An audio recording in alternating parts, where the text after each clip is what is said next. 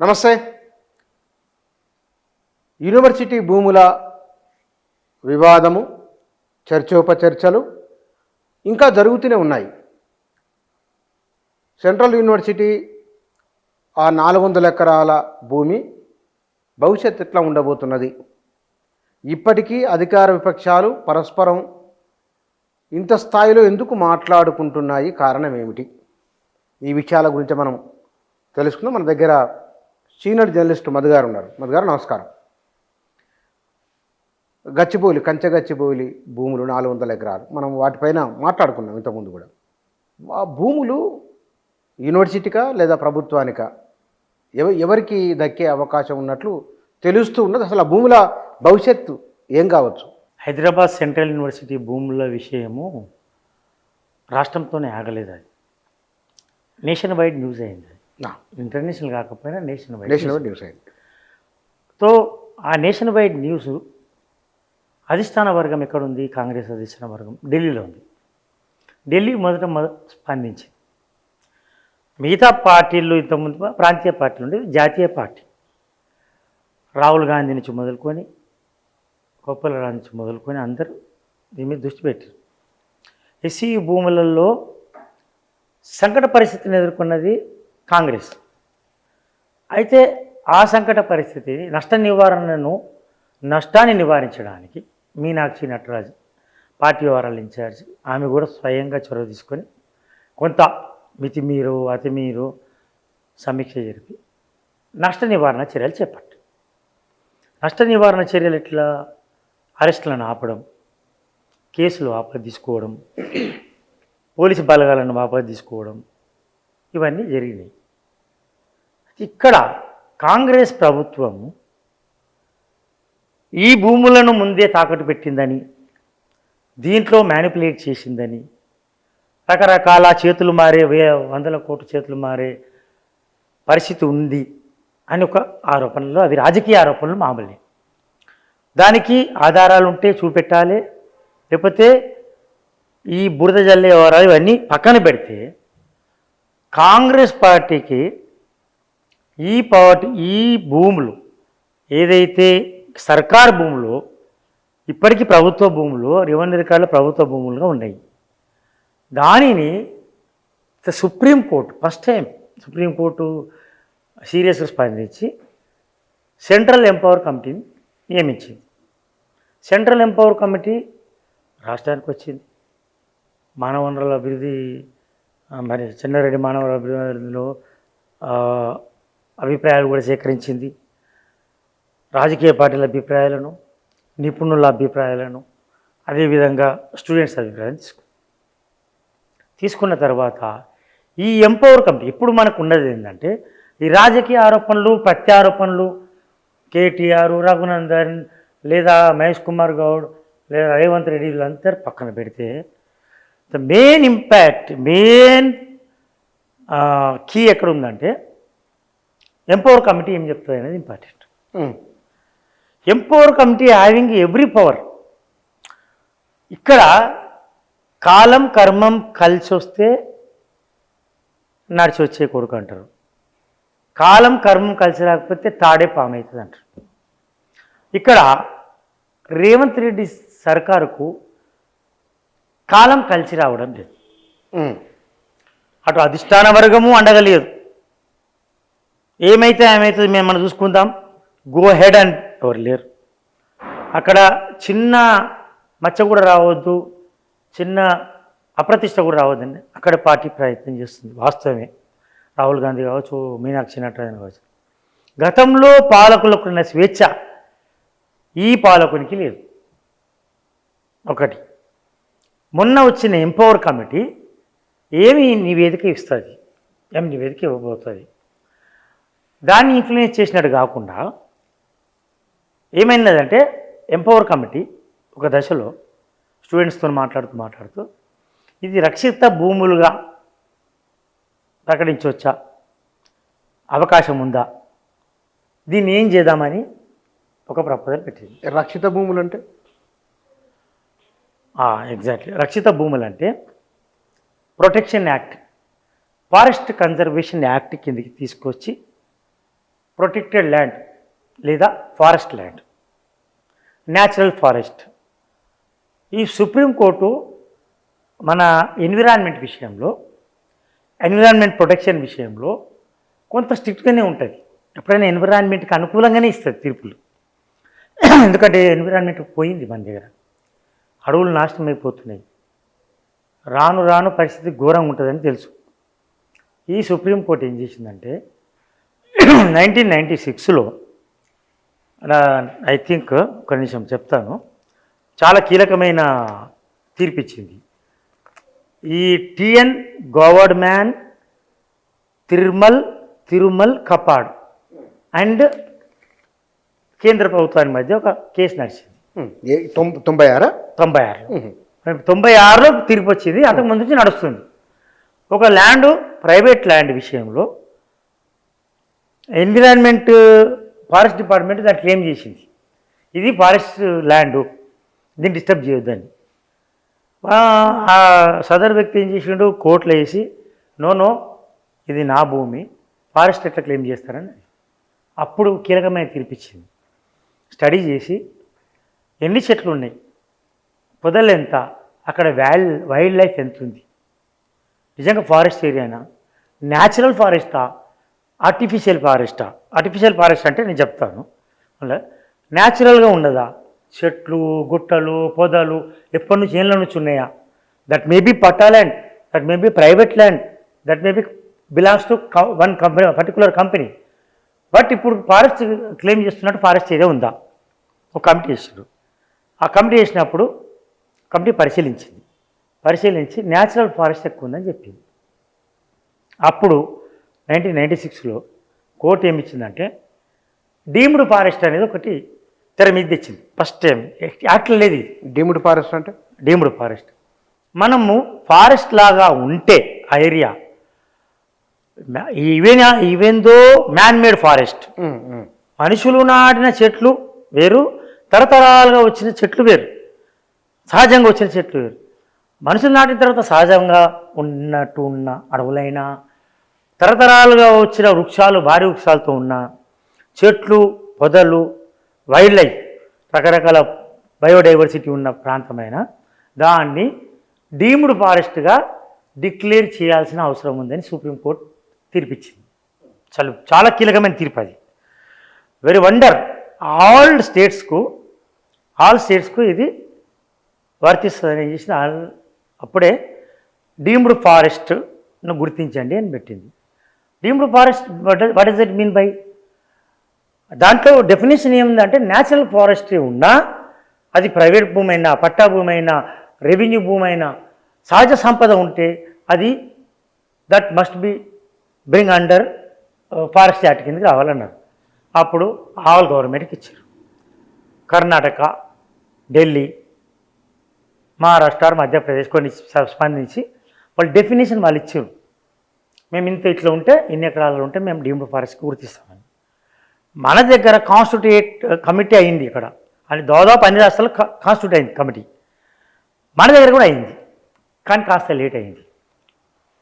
ఈ పరిస్థితిలో చాలా స్టేట్లు ఇన్యాక్టివ్ ఉన్నాయి డీమ్డ్ ఫారెస్ట్ను గుర్తించడంలో అని 2 months కింద మళ్ళీ సుప్రీంకోర్టు ధర్మాసనం స్ట్రిక్ట్ వార్నింగ్ ఇచ్చింది. మళ్ళీ డీమ్డ్ ఫారెస్ట్ని ఎందుకు గుర్తిస్తలేరు మీరు, ఎందుకు, వై యు ఆర్ డిలేయింగ్ అని ఒకటి ఇచ్చింది. మళ్ళీ 2 months. కాలం కర్మం కలిసి వస్తలేదు, కాలం బాగాలేదు. ఇదే సమయంలో ఇది వచ్చింది. కచ్చి భూములు, ఈ కంచె భూములు వచ్చినాయి. అంతకుముందు ఏం లేవు ఇవన్నీ పంచాయతీలు. ఈ పంచాయతీ రాగానే 2 నెలల కింద సుప్రీంకోర్టు ఇచ్చింది. అందుకే సుప్రీంకోర్టు తీవ్రంగా స్పందించింది దీని మీద. వాట్ అబౌట్, అయితే చెట్లు సర్కారు భూములు అయితే కొట్టేయచ్చా, 100 చెట్లు కొట్టేయచ్చా? ఆల్రెడీ డీమ్డ్ ఫారెస్ట్ అనేది ఒకటి మేము తెచ్చినాం కదా తెర మీదకి. అది ఫారెస్ట్ కన్జర్వేషన్ యాక్ట్ 1980, అందులో చాలా స్మాల్ యాక్ట్, చాలా పవర్ఫుల్ యాక్ట్. అది just like wild life protection act 1972 లాగా 1980 చాలా పవర్ఫుల్ యాక్ట్. దాంట్లో ఇది చేర్చాలని డీమ్డ్ ఫారెస్ట్. ఇప్పటి వరకు డీమ్డ్ ఫారెస్ట్ డిక్లేర్ కాలే. డీమ్డ్ ఫారెస్ట్ కోసం కమిటీలు కాన్స్టిట్యూట్ అయినాయి. దాంట్లో ఆలస్యమో కొంతనో ఇంతనో మనం కూడా కాన్స్టిట్యూట్ చేసారు. ఇప్పుడు ఏమంటున్నారు, పొలిటికల్గా హరీష్ రావు కావచ్చు, కేటీఆర్ కావచ్చు, చెన్న కావచ్చు, ఇంకొకరు కావచ్చు, పర్యావరణేతలు, అది ఫారెస్ట్ ఏరియా కిందకు వస్తుంది అంటారు. ఫారెస్ట్ ఏరియా కింద లేదు ఇప్పుడు. That is under government revenue కింద ఉంది. దీన్ని డీమ్డ్ ఫారెస్ట్గా డిక్లేర్ చేయాలనేది అంటే అంత యాక్ట్ చదివి చెప్పకపోయినా ఫారెస్ట్ సహజ సిద్ధంగా ఉంది కాబట్టి దాన్ని ఫారెస్ట్ కింద ఏమంటారు. ఇప్పుడు ఏమైంది, ఎంపవర్ కమిటీ వచ్చి, సెంట్రల్ ఎంపవర్ కమిటీ వచ్చి వాళ్ళని నిగూఢంగా ఈ విషయం కూడా అడిగారు. సహజంగా ఉన్నాయా చూసిరు, ఫీల్డ్ విజిట్ చేసిరు. 400 ఎకరాలలో అక్కడ ఏంటంటే నేను పర్సనల్ ఎక్స్పీరియన్స్ కానీ ఇది కానీ 150 పైగా జింకలు ఉంటాయి. చుక్కల జింక, స్పాటెడ్ డీర్స్ ఉంటాయి. మిగతా అనుకున్నట్టు మామూలు అన్నీ ఉన్నాయి. ఏది రకరకాల అడవి పందులు కావచ్చు, పక్షులు కావచ్చు, క్షీరదాలు కావచ్చు, సరీసృపాలు, పాములు, కొండ చిలువలు ఉన్నాయా? కొండ చిలువలు ఎందుకు ఉండే ఇంట్లో? కొండ చిలువలు ఇప్పుడు నువ్వు కూర్చున్నదా వెనకనే ఉంది కొండ చిలువ. కేబీఆర్ పార్క్, కేబీఆర్ పార్క్ పక్కన నేను చూపెడుతుంది. కొండ చిలువలు ఏంది ఇక్కడ? కొండ చిలువ రాంది ఎక్కడ? విల్లాస్లలో మంచి మంచి విల్లాస్లు అన్ని కట్టుతుంటే విల్లాస్లలో విల్లాలు కడితే మరి రావు మరి కావా? మరి కొండ చిలువ అంటే ఆశ్చర్యం ఏముంది? పెద్ద పులు అంటే ఆశ్చర్యపడాలి, చిరుతపులు కూడా ఆశ్చర్యం లేదు. చిరుతపులు మీ జూబ్లీస్ ఇది పక్కనే వచ్చింది కదా, జూబ్లీస్ 10 years కింద. పెద్ద పులు వేరే, అదొక పెద్ద కథ. పెద్ద కథ. అయితే ఈ డీమ్డ్ ఫారెస్ట్ డిక్లేర్ చేయడానికి అన్ని రకాల గుణాలు అక్కడ ఉన్నాయి. సహజ సిద్ధంగా చెట్లు ఉన్నాయి, భారీ వృక్షాలు ఉన్నాయి, మెడిసినల్ ప్లాంట్స్ ఉన్నాయి, రిచ్ బయోడైవర్సిటీ ఉంది, కుంటలు ఉన్నాయి, కాలువలు ఉన్నాయి, రకరకాలుగా గుట్టలు ఉన్నాయి, పొదలు ఉన్నాయి, చిట్టడిలా పెద్ద ఏది కనోపి. ఇప్పుడు కొన్ని ఏమి చెప్పింది సుప్రీంకోర్టు, ఎక్కడైనా సరే కనోపి ఇట్లా పెద్ద చెట్లు ఉండి అది ఎవరి ల్యాండ్ అయినా పర్వాలేదు, 100 kilometers, 10 kilometers, 2 kilometers ల్యాండ్ పర్వాలేదు, దట్టమైన అడవి ఉంటే దాన్ని డిక్లేర్ చేయండి డీమ్డ్ ఫారెస్ట్గా అని చెప్పింది. దాన్ని గవర్నమెంట్ డెఫినేషన్ రకరకాలుగా ఇచ్చినాయి. మన గవర్నమెంట్ కూడా కాన్స్టిట్యూట్ చేసింది గవర్నమెంట్. కానీ ఇప్పుడు ఇది సుప్రీంకోర్టుకి వెళ్ళిపోయింది. సుప్రీంకోర్టు ఏమంటుంది? రక్షిత ప్రాంతం మీరు అన్నారు అన్న. ఒక ఎగ్జాంపుల్ చెప్తాను మీకు. ఎన్స్ యూ రిప్రజెంట్ మహబూబ్ నగర్, మనకు ఏమైంది, 3000 చదరపు కిలోమీటర్లు మొత్తం తెలంగాణ మొత్తంలో భూభాగంలో 26,000 అంటే 27,000 చదరపు కిలోమీటర్ల పరిధిలో అడవులు, రకరకాల అడవులు విస్తరించున్నాయి. దాంట్లో 6,000 లేదా 5,500 వరకు రక్షిత ప్రాంతాలు, ఇది అభయారణ్యాలు. దాంట్లో 3 నేషనల్ పార్క్ ఉంటాయి. నువ్వు కూర్చున్న ప్రాంతం national park, KBR national park, and Vanasthali national park, Chilkur national park, 3 పోనిక 9 మీది నల్లమల అడవులంతా మొత్తం టైగర్ రిజర్వ్. ఇక్కడ నుంచి అమరాబాద్ నుంచి మొదలుకొని, మననూరు నుంచి మొదలుకొని శ్రీశైలం వరకు 3,000 చదరపు కిలోమీటర్లలో tiger reserve. Amrabad tiger reserve అది. దెన్ యూ గో టు ఆదిలాబాద్లో కవ్వాల్ టైగర్ రిజర్వ్. ఈ 2 పెద్ద పిల్లల రిజర్వ్. అక్కడ ఏం చేయడానికి వీల్లేదు ఒక్కటి. దాని తర్వాత ఇంకా ఏం మిగిలినాయి, 2 అయిపోయినాక 3 అయిపోయినాక 5 అంటే 12, ఇంకా 7 అభయారణ్యాలు, రక్షిత ప్రాంతాలు. అన్నావు చూడు, ఏది మెదక్లో కావచ్చు, మన శివారం కావచ్చు, లేకపోతే పోచారం కావచ్చు, ఇట్లా రకరకాలుగా మీకు వరంగల్ కావచ్చు, ఖమ్మం కావచ్చు, ఇవన్నీ రకరకాలుగా మనకు 11, 12లో 7 రక్షిత ప్రాంతాలు ఉన్నాయి. ఇవేమో హైలీ ప్రొటెక్టెడ్ ఏరియాస్, అవి అభయారణ్యాలు. అట్లనే దీన్ని ప్రొటెక్టెడ్ ఏరియాగా అంటే రక్షిత ప్రాంతంగా ప్రకటిస్తే అక్కడ మనుషులు కూడా, అక్కడ మ్యాన్ యాక్టివిటీ కూడా ఉండదు, ఓన్లీ మెంట్ ఫర్ ఫారెస్ట్. అది అండర్ ఫారెస్ట్ యాక్ట్ కిందకి వస్తుంది. ఇది రక్షిత ప్రాంతమా? ఇప్పుడు వికారాబాద్ అడవులు ఉన్నాయి, సెమీ కన్జర్వేషన్ జోన్. ఇప్పుడు సెమీ ప్రొటెక్టెడ్ ఏరియా, అభయారణ్యాలు మనం శాంక్చువరీ, సెమీ శాంక్చువరీ అంటే శాంక్చువరీ పూర్తి హోదా లేకున్నా సగమే ఇచ్చినప్పటికీ అక్కడ చాలా కఠినమైన నిబంధనలు ఉంటాయి. ఇప్పుడు కూడా ఇది ఫారెస్ట్ ఏరియా కిందకు వస్తే ఈ అండర్ రెవెన్యూ యాక్ట్ పనిచేయదు, ఇప్పుడు ఫారెస్ట్ యాక్ట్ పనిచేస్తుంది. అంటే ఇప్పుడు ఇక్కడ ఈ భూములు ఇక్కడున్న వాతావరణాన్ని ఇప్పుడు మీరు చెప్పిన విషయాలు చూస్తే కనుక ప్రభుత్వానికి దఖలు పడే అవకాశం ఉన్నదా, లేదా యూనివర్సిటీ వాళ్ళకే తీసుకుంటాం? ఇప్పుడున్న పరిస్థితుల్లో సుప్రీంకోర్టులో సీరియస్ ఉంది ఎన్విరాన్మెంట్ మీద, ప్రొటెక్షన్ మీద.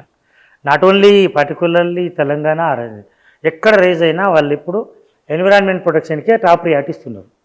ఎంపవర్ కమిటీ ఏమి ఇస్తుంది తీర్పు కాదు, నివేదిక ఏమి ఇస్తుంది, దాన్ని బట్టి సుప్రీంకోర్టు తీర్పు ఉంటుంది. సుప్రీంకోర్టుకు పవర్స్ ఉన్నాయి. డీమ్డ్ ఫారెస్ట్ తెచ్చిందే సుప్రీంకోర్టు. డీమ్డ్ ఫారెస్ట్గా ఏమంటే ఏం చేస్తారు? అప్పుడు డీమ్డ్ ఫారెస్ట్ చేసిస్తే అది గచ్చిబౌలి సెంట్రల్ యూనివర్సిటీ ఆధీనంలో ఉంటుంది, కానీ ఫారెస్ట్గా పరిగణింపబడుతుంది. అక్కడ యాక్టివిటీస్ ఉండేది, కన్స్ట్రక్షన్ యాక్టివిటీస్ ఉండేది, ఎన్విరాన్మెంట్ ఉంటుంది. అన్నం యూనివర్సిటీ వాళ్ళు కూడా కట్టొద్దు మరిగా. కట్టారు. 400 ఎకరాలు ఇప్పుడు లేదు కదా, లేదు కాబట్టి వాళ్ళు స్వాధీనం చేసుకుంటారు కదా. ఏముంటుంది ఎన్విరాన్మెంట్ కోసం రెండు ఉన్నాయి ఇక్కడ. మేము భవిష్యత్ అవసరాల కోసం మా భూమి మాకు ecological environment balance, ecological balance కోసం జీవ వైవిధ్యాన్ని రక్షించాలని. స్టూడెంట్లు ఏమి మాకు మొత్తం అవసరం వస్తుంది, ఈ 1700 ఎకరాలు ఇప్పుడు మిగిలిన 1700 ఎకరాల్లో మేము అద్భుతాలు సృష్టిస్తామంటలే. మాకు ఉన్న దాంట్లో మన ప్రొటెక్షన్, ఈ వాతావరణం ఉంది కాబట్టి ఈ వాతావరణం కాపాడుకోవాలంటున్నారు. పక్కకున్న వాళ్ళు ఏమంటున్నారు, ఇప్పటికే ఏది ఉష్ణోగ్రత పెరిగిపోయింది, గ్లోబల్ వార్మింగ్ పెరిగిపోయింది, ఉన్న చెట్లు నాశనం అయిపోయినాయి, అన్ని అపార్ట్మెంట్లు వస్తే మనకి హీట్ వేవ్స్ వస్తాయి, రకరకాల ఎకలాజికల్ బ్యాలెన్స్ దెబ్బతింటుంది. కాబట్టి అందరూ కూడా అది ఎకలాజికల్ బ్యాలెన్స్ ఎన్విరాన్మెంట్ మీద మాట్లాడుతారు ఇప్పుడు. సో యూనివర్సిటీ వాళ్ళు కూడా ఎన్విరాన్మెంట్ ప్రొటెక్టెడ్ ఏరియాగా ప్రకటిస్తామంటే వీళ్ళు కూడా అంటారు వాళ్ళు. వాట్ మేక్స్ రా, మా అవసరాలకు ఇవ్వకున్నా సరే దాని ప్రొటెక్టెడ్ ఏరియాగా అంటే అది ఫారెస్ట్కు తర్వాత ఎస్సీ భూములకు రెండు ఉండొచ్చు. అయితే ఇక్కడ కన్స్ట్రక్షన్ యాక్టివిటీస్కు అనుమతి ఇవ్వకపోవచ్చు ఇక్కడ సుప్రీంకోర్టు. ఎందుకంటే సుప్రీంకోర్టే కదా ఇవన్నీ తెచ్చింది. అవును. హై అథారిటీస్ సుప్రీంకోర్టులో కంపా యాక్ట్ కూడా. ఇప్పుడు గవర్నమెంట్లు ఏమో స్టేట్ గవర్నమెంట్ మన కాళేశ్వరం ప్రాజెక్ట్ అవని, కానీ స్టేట్ గవర్నమెంట్లు ఏమో డెవలప్మెంట్ కోసం ఆలోచిస్తాయి. సుప్రీంకోర్టు అండ్ సెంట్రల్ గవర్నమెంట్లో ఫారెస్ట్ డిపార్ట్మెంట్ మాత్రం, మిగతా అంతా ప్రభుత్వాలే కదా. కాళేశ్వరం ప్రాజెక్ట్ కట్టినప్పుడు సుప్రీంకోర్టు దాకా పోయింది, ఎకలాజికల్ బ్యాలెన్స్ పోతుంది అన్నప్పుడు దాని మీద ఏమైందంటే central ministry of environment and forest వాళ్ళంతా కూడా అబ్జెక్షన్ చేసినప్పుడు కంపా యాక్ట్ అని ఉంటుంది. CAMPA act 2023 compensatory afforestation fund management act. దాని కింద గవర్నమెంట్ని అడుగుతుంది, కాళేశ్వరం కింద 10,000 ఎకరాలు కొట్టేశారు, దానికి ఏం చేస్తున్నావు నువ్వు? నాకు తెలిసి 3,000 ఎకరాలుకు 10,000 ఎకరాలు ఇచ్చింది గవర్నమెంట్. ఎక్కడ రాళ్ళు రప్పలు, ఇది పక్కన ఇది మా గవర్నమెంట్ ల్యాండ్. అందులో ఎక్కడ ఎన్ని చెట్లు పోయినాయి? సపోజ్ 10,000 చెట్లు పోయినాయి అనుకుందాం, 10,000 కాదు 1,00,000 పోయినాయి అనుకో, 1,00,000కు 4 లక్షల చెట్లు నాటాలి. ట్రాన్స్లోకేట్ చేయాలి, అవసరమైతే దాన్ని తీసుకుపోయి యథాతథంగా పెట్టాలి. అది సాధ్యం కాకపోతే పెద్ద పెద్ద చెట్లు, ఏపుగా పెరిగిన చెట్లు అవి కూడా అక్కడికి ఏమున్నాయి నేచురల్గా, వేప చెట్టు, పిప్ప చెట్టు, లేదా చింత చెట్టు, రావి చెట్టు, ఇవి ట్రెడిషనల్ చెట్లు పెట్టాలి. దాని కింద గవర్నమెంట్ చాలా హెవీ పెనాల్టీ భరించింది కాళేశ్వరం ప్రాజెక్టు కింద. దాదాపు 1,00,000 కోట్ల వరకు, 1,00,000 కోట్లు ఖర్చు పెట్టింది కదా. దాంట్లో ఇది కూడా ఉంది, కంపెన్సేటరీ ఫారెస్టేషన్ కింద సెంట్రల్ గవర్నమెంట్కు ఏది నెట్ వాల్యూ ప్రాఫిట్. ఇప్పుడు ఒక చెట్టు 10 రూపాయలు అనుకో, 20 రూపాయలు కట్టాలి అక్కడ. కఠినంగా ఉంది యాక్ట్, కానీ కంపెన్సేట్ చేస్తలేరు వీళ్ళు, డబ్బులు ఇస్తున్నారు. కంపెన్సేట్ చేసేటప్పుడు చెట్లు నాటడము, అక్కడ రకరకాల చర్యలు తీసుకోవాలి, అది చేయలేకపోతున్నారు. సెంట్రల్ గవర్నమెంట్ విఫలమవుతుంది, స్టేట్ గవర్నమెంట్ విఫలమవుతుంది. ఈ మధ్యలో సుప్రీంకోర్టు సీరియస్ రివ్యూ చేస్తుంది వీటి మీద. ఎవరైనా పోయి 4 రోజులు పిటిషన్ ఇచ్చిననుకో కంపా యాక్ట్ కింద, కంపెన్సేట్ చేయలేదంటే వై అని పిలిచి మాట్లాడడం, రిమార్క్స్ రాయడం సీరియస్గా ఉంది. ఈ మధ్యలో ఇది శుభ పరిణామంగానే చెప్పవచ్చు. At the same time prime minister office, wild life act ఇవన్నీ కూడా కఠినంగానే ఉన్నాయి. కానీ డెవలప్మెంట్ ప్రాజెక్టు, అభివృద్ధి, పర్యావరణమా, ఇది ఇంతకుముందు ఒక ప్రశ్న కదా, ఇప్పుడు ప్రశ్న అది పర్యావరణమా అభివృద్ధి రణమా, ఏది అన్నప్పుడు సెంట్రల్ గవర్నమెంట్ కూడా కొన్నింటి పర్మిషన్ ఇస్తుంది. కాళేశ్వరం ప్రాజెక్టుకు అదేమో అక్కడ భవిష్యత్తు అవసరాలు ఉన్నాయి, తాగునీరు సాగునీరు ఉన్నది. ఇదేమో అట్లా కాదు కదా, రెండింటికి మౌలికంగా తేడా ఉంది. మౌలికంగా తేడా అంటే రెండు కూడా రాష్ట్ర ప్రయోజనాలు. ఒకటి నేరుగా నిధుల సమీకరణ, రెండవది పరోక్షంగా ఏదైనా ప్రజల కోసమే, కానీ పరోక్షంగా జిఎస్టిపి పెంపు, సంపద పెంచడం. నువ్వు సృష్టించినావు, సంపద పెంచుతున్నావు. అవును. ఇక్కడ ఏమవుతుందంటే ఇది తక్షణ అవసరాల కోసం ఇది భూమి అమ్ముతున్నారు. లెడ్జ్ కూడా పెట్టి దాన్ని తాకట్టు పెట్టి పైసలు తేవడము, ఆ భూమి అమ్మకం ద్వారా వచ్చిన పైసలను బ్యాంకులకు కట్టడము, బ్యాంకులకు కట్టిన తర్వాత మిగతాది సంక్షేమ పథకాలకు పెట్టడం, ఇది చరిత్రచరణంగా కొనసాగుతున్నది. ఇదంతా ఎక్కడ ఎవరిని ఏమనాలి, కప్పమంటే కరవమంటే కప్పకు, విడవమంటే పాముకు అన్నట్టుంది. అటు పోతే అటు, ఇటు పోతే ఇటు. ప్రస్తుత ప్రభుత్వము సుప్రీంకోర్టుకు బాలుపోయింది కాబట్టి, సుప్రీంకోర్టులో ఆల్రెడీ డీమ్డ్ ఫారెస్ట్ అనేది ఒక పెద్ద సీరియస్ అంశం నడుస్తుంది కాబట్టి ఈ సంకట పరిస్థితి ప్రభుత్వానికి ఉంటుంది. At the same time Revanth ఆలోచన ఒకటి ఉంది, రేవంత్ సర్కార్ అంటే కాంగ్రెస్ సర్కార్ ఒకటి ఆలోచన ఉంది, అక్కడ ఒకటి ఆలోచన ఉంది. అధిష్టాన వర్గం మనకు మచ్చ రావద్దనేది ఒకటి, ఇక్కడ స్టూడెంట్లతో దెబ్బ రావద్దని ఒకటి. ఓకే, అది బాగానే ఉంది. నిధుల సమీకరణ తక్షణ అవసరాలు ఎవరు తీర్చాలి? ముఖ్యమంత్రి రేవంత్ రెడ్డి లేదా కాంగ్రెస్ గవర్నమెంట్ తీర్చాలంటే నిధుల సమీకరణ తప్పదు. నిధుల సమీకరణకు రెండు విధాలుగా, అటునేమో అధిష్టాన వర్గం నుంచి పెద్దగా ఏమి ఓపెన్గా సపోర్ట్ ఏం లేదు, రెండవది సుప్రీంకోర్టు సీరియస్గా ఉంది. ఇదే కాదు, నాట్ ఓన్లీ తెలంగాణ, ఎవరి ఆస్పెక్ట్ మీద కూడా సీరియస్ ఉంది. ఈ క్రమంలో నాకు తెలిసి అంటే తీర్పు ఏమిస్తుంది మనకు అనవసరం, డీమ్డ్ ఫారెస్ట్ అని ఒక సుప్రీంకోర్టు భావించడం, మనమే సుప్రీంకోర్టు కూడా డిక్లేర్ చేసే అవకాశం ఉంటుంది. దీనికి మిగతా దానికి సుప్రీంకోర్టు జోక్యం చేయలేదు. రేపు రావచ్చు, నాలుగు పిటిషన్ ఇస్తే వాళ్ళు కూడా సుప్రీంకోర్టు ఎంపవర్ కమిటీ పెట్టవచ్చు. దీనికి ఎంపవర్ కమిటీ పెట్టింది ఫస్ట్. సుప్రీంకోర్టుకు ప్రయోగాత్మకమైన కేసు ఇది. విచిత్రమైన విషయం ఏంటంటే ముఖ్యమంత్రి రేవంత్ కానీ కాంగ్రెస్ సర్కార్ కానీ కాలం కలిసి రావడం లేదనడానికి ప్రయోగాత్మక కేసు కింద తీసుకుందనుకో, ఫస్ట్ స్టెప్ కింద వేరెంట్స్ మ్యాటర్, అది ఎస్యూ కావచ్చు, నేషనల్ ఫారెస్ట్గా డిక్లేర్ చేయొచ్చు, డీమ్డ్ ఫారెస్ట్గా. సో డీమ్డ్ ఫారెస్ట్ అనేది ఇప్పుడు ఒక సంకట స్థితికి వచ్చిందని చెప్పవచ్చు బుచ్చాన. కానీ ఇక్కడ ప్రభుత్వం వ్యవహరించిన తీరు కూడా వెంటనే కమిటీ వేయడము, మంత్రులు అక్కడికి వెళ్ళి మాట్లాడము, ఇవన్నీ వెంటనే జరిగినాయి కదా. పైగా దాని ప్రాసెస్ ఉమ్మడి రాష్ట్రం నుంచి తీసుకుంటే ఇప్పుడు కాంగ్రెస్ చేసింది కాదు, అది గత ప్రభుత్వాలు తీసుకున్న నిర్ణయం. ప్రభుత్వాలకు వారి అవసరాలు, ప్రభుత్వం నిధుల కీలకాంశంగా ఉంటుంది కదా. ప్రభుత్వానికి విచక్షణ అధికారులు, విశేష అధికారాలు ఉంటాయి ప్రభుత్వానికి. అట్లా అనుకున్నప్పుడు ప్రభుత్వం తను మళ్ళీ వెనక్కి తీసుకునే అవకాశం లేదా? ఎందుకు లేదు? వెనక్కి తీసుకునే అవకాశం ఎందుకు లేదు? ఇప్పుడు ఫస్ట్ బుల్డోజర్ని తరలించడం ఓకే, సుప్రీంకోర్టు చెప్పిండొచ్చు, చేసిండొచ్చు. అధిష్టాన వర్గం ఏం చెప్పింది? కేసులో ఆపదించుకోమని తీసుకుంది. సేమ్ పార్టీ కదా, ఆ బలగాలను ఉపసంహరించింది. ఇప్పుడు ఎందుకు జోలికి ఎందుకు పోతావా నువ్వు? దాన్ని విడ్రా చేసుకొని వేరే భూమిని ఆక్షన్ పెట్టుకొని అంటారు. వాట్ నెక్స్ట్ చేసుకోవచ్చు. సుప్రీంకోర్టు తీర్పు రాకముంది, సుప్రీంకోర్టు అభిప్రాయం రాకముంది రాష్ట్ర ప్రభుత్వం వైఖరి మార్చుకోవచ్చు. లేదా వైఖరి మార్చుకోవడానికి ఇప్పుడు తాకట్టు పెట్టి డబ్బులు తీసుకొచ్చిర్రు తక్షణం అంటారు, అది వేరే ల్యాండ్, దానికి కొలాటరల్గా వేరే ల్యాండ్ పెట్టవచ్చు. ల్యాండ్ ఏమి కొదవేమి లేదు కదా. ఇప్పుడు జూబిలీస్, బంజారాల్స్లో కూడా, గచ్చిబౌలిలో కూడా ఒక్కొక్క దగ్గర 40 ఎకరాలు అట్లా ప్రభుత్వం సేకరిస్తుంది. దాని బదులు ఇవి ఆక్షన్ పెట్టిస్తారు. What next? అయితే ప్రభుత్వానికి మాత్రం గత ప్రభుత్వాలకు ఉన్నంత అనుకూల పరిస్థితి ఈ ప్రభుత్వానికి లేదు. దానికి మన రకరకాల రీజన్స్ ఉన్నాయి. సుప్రీంకోర్టే డైరెక్ట్ అంత ఎవరు ఊహించలేరు చాలామంది. దాని వెనుక కథ ఏంది? డీమ్డ్ ఫారెస్ట్ కథ ఉంది. సుప్రీంకోర్టే చెప్పింది కదా. సుప్రీంకోర్టు అన్ని స్టేట్లను డైరెక్ట్ చేసింది. Even super seeding powers, constitutional powers కాదని ఎన్విరాన్మెంట్ వాళ్ళు చెప్పారు. అన్ని మళ్ళీ 2 నెలల కింద సీరియస్ అయింది మళ్ళీ. అప్పుడు కాన్స్టిట్యూట్ చేస్తాం మనం. తెలంగాణ గవర్నమెంట్ కాన్స్టిట్యూట్ చేయలేదు, కేసీఆర్ గవర్నమెంట్ కాన్స్టిట్యూట్ చేయలేదు. Very negligent about the forest deforestation.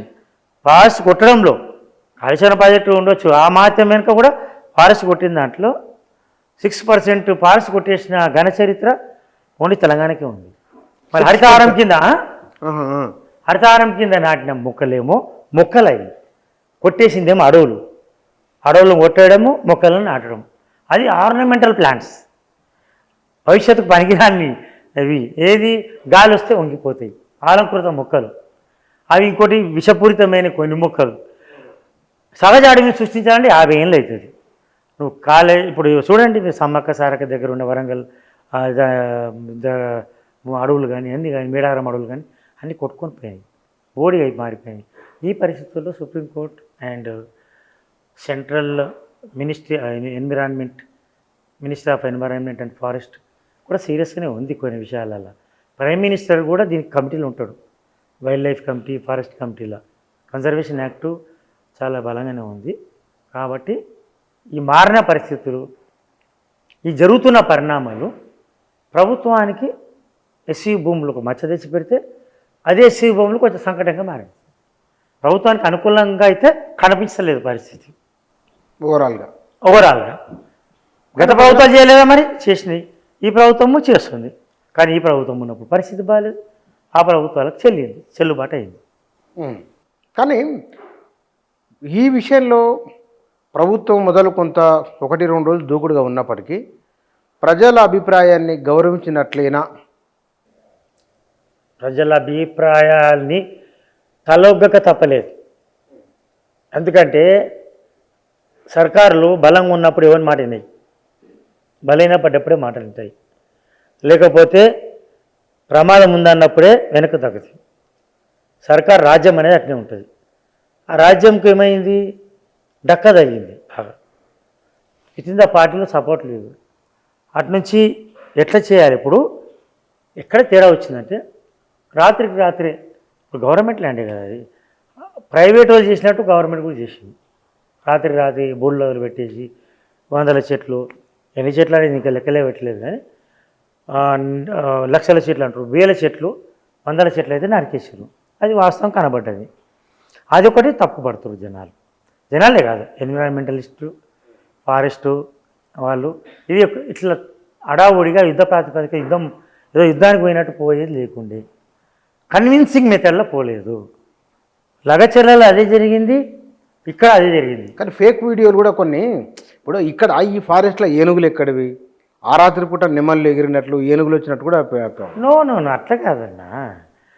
అది ఫేక్ వీడియో. అవి ఫేక్ వీడియోలు అందరూ కనబడుతూనే ఉన్నాయి. ఎవరైనా బుల్డోజర్ పోతుంటే ఏది నెమళ్ళని గుంపులు వచ్చి వెల్కమ్ అంటాయి ఏమన్నా, లేకపోతే పారిపోతుంటాయి జింకలు, దాని ముందనే పారిపోతాయా? ఏనుగులు క్రియేషన్, క్రియేషన్ ఎవరు పెట్టిండ్రు? ఎవరు జవాబుదారు ఉన్న మనుషులు కాదు కదా. ఎవరో దారిన పోయి పెడితే మరి వీళ్ళు పోయి పెట్టడం తప్పు కదా, పొలిటికల్ పార్టీలు పెట్టడం తప్పు కదా. అది క్రియేషన్. అక్కడ జింకలు లేవా? అంత మాత్రం జింకలు ఉన్నాయి. ఆ జింకల వేట, కొనసాగుతున్న వేట, వాదా అని ఎన్నోసార్లు మనమే రాసినాం. అట్లా లేదు. ఆ క్రియేషన్ వేరు. క్రియేషన్ ఉందని మనం వాస్తవం విస్మరించలేము. అట్లా అని గోరంతను కొండంతలు చూపెట్టడం అది కూడా సమర్థించలేము.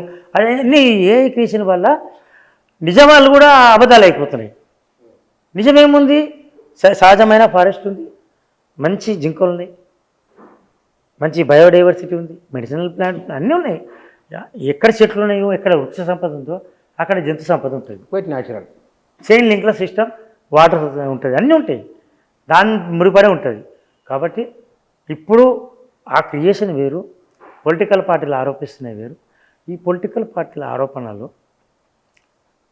ఆరోపణ ప్రత్యారోపణ, విమర్శ ప్రతి విమర్శ పోటాపోటీ ఉన్నాయి కదా, దుర్మార్గంగా ఉంటాయి. అది దట్ డజంట్ మ్యాటర్. ప్రజలు ఏం చెప్పాలంటే ఎన్విరాన్మెంట్ కావాలంటారు జనాలు. తక్షణ అవసరాలకు ఆయన యాక్షన్ చేసినప్పుడు మనం ఏమనలే, ప్రభుత్వ భూమి అది అని అన్నాం మనం. కానీ ఇప్పుడు డీమ్డ్ ఫారెస్ట్ అనేది తెర మీదకి వచ్చింది. Deemed forest supreme court can declare. చూడాలి మరి కోర్టు ఏమంటుంది, ఎందుకంటే మనం చెప్తలేమండి, తీర్పు వచ్చిందని చెప్తలేము. యాక్టే ఉంది అక్కడ 1996 చరిత్ర ఉంది కాబట్టి గత అంశాలను దృష్టిలో ఉంచుకొని ప్రభుత్వానికి ఇది సంకటంగా మారొచ్చు. ఒకవేళ డీమ్డ్ ఫారెస్ట్ కావచ్చు, లేదా సెంట్రల్ యూనివర్సిటీకి ఇవ్వచ్చు, లేదా ఏం చేసుకుంటూ చేసుకోపోయానండి అంటే కూడా అనొచ్చు. చెప్పలేము మనం, చెప్పలేమనేది కంటే ఈ హెచ్సియు భూములు కాంగ్రెస్ పార్టీకి సంకటంగానే మారింది. కాంగ్రెస్ సర్కారు సంకటం ఒకవేళ ప్రభుత్వం వద్దనుకుంటే కనుక వదిలేస్తుంది కావచ్చు, వదిలేస్తుంది. ఈ గవర్నమెంటు గత ప్రభుత్వాలు చేసిన తప్పులు ఒప్పులు ఈ ప్రభుత్వం చేసిన తప్పులు అనొద్దు. ఈ గవర్నమెంట్ చేసిన చిన్న పొరపాట్లు ఏంటంటే, అంటే కంక్లూజన్ నేను చెప్తున్నా, లగచర్లలో కన్విన్సింగ్ మెథడ్లో పోలే ఫస్ట్లో, ఇప్పుడు కన్విన్సింగ్ మెథడ్లో పోతుంది. మళ్ళీ ఇక్కడ కాదు, లగచర్ల కూడా కన్విన్సింగ్ మెథడ్ మళ్ళీ స్టార్ట్ అయింది. అక్కడ తర్వాత సెకండ్ స్టార్ట్ అయింది. నష్టపరిహారం పెంచడము, అవధి కాదురా ఇది వస్తే మనకు ఇంత వస్తుంది, ఇంత లాభం ఉంది ఇప్పుడు చెప్తున్నారు. అదే ముందు చెప్పాలి. హెచ్సియు భూముల్లో కూడా యూనివర్సిటీ అధికారులతో మాట్లాడి, లేకపోతే మేము ఇట్లా తీసుకుంటున్నాము, నువ్వు ఇట్లా మేము చేస్తున్నామని ఏదో ఇట్లా ఒక ఫీలర్ వదలడము. గత ప్రభుత్వాలు కొన్ని చేసేది దుర్మార్గం పనైనా ముందు వదిలేసి మనకి ఇది కావాలా ఇది కావాలని చెప్పడం, మెంటల్గా ప్రిపేర్ చేయడం రావడం లేదు ఫస్ట్ సర్కారు. గత ప్రభుత్వానికి ఈ ప్రభుత్వానికి ఏంటంటే మెంటల్గా ప్రిపేర్ చేయాలి, కన్విన్సింగ్ మెథడ్ చెప్పాలి. ఒక ఆయన కథలు చెప్పి నమ్మిస్తుండే జనాలను, ఒక ఆయనేమో ముందే పేపర్లకు డిక్లేర్ చేస్తుండే ఇట్లా ఆక్షన్ అయిపోతుందని చెప్తే పేపర్లు వస్తే దాని మీద ఎట్లా రియాక్షన్ ఎట్టుంది చూసుకొని చెప్తుండే. ఇంకొక ఆయనేమో జనంలో చెప్తుండే, ముందే ఇది యాక్షన్కు ముందే పబ్లిక్ రియాక్షన్ తెలుసుకుంటుండే. ఈ యాక్షన్ పోయినాక రియాక్షన్, ఇప్పుడు రియాక్షన్కు రియాక్ట్ అవుతారు వీళ్ళు. అదొకటే తేడా వచ్చింది ఇక్కడ కాంగ్రెస్. చూడాలి ఏమవుతుంది అనేది. అంటే మీరు గతంలో ప్రభుత్వాలు వివరించిన తీరు, గతంలో ఈ అటవీకి సంబంధించిన చట్టాలు, అవి బహుశా వాటి ప్రభావం ఎట్లా ఉంటుందని ఒక రేఖా మాత్రమైన ఆలోచన ఇది, అంచనా ఆలోచన, అంతే కదా. Thank you very much. Central university భూములకు సంబంధించి అంటే ఇందాక నేను చెప్పినట్లుగానే గత అనుభవాలను బట్టి చూస్తే కనుక ఎట్లా ఉండవచ్చు అనేది ఒక సూచనాప్రాయమైన, లేక ఈ అన్ని పరిణామాలను గమనిస్తే బహుశా ఇట్లా ఉండవచ్చునేమో అని ఒక అభిప్రాయం మాత్రమే ఈ ఇంటర్వ్యూ. Thank you.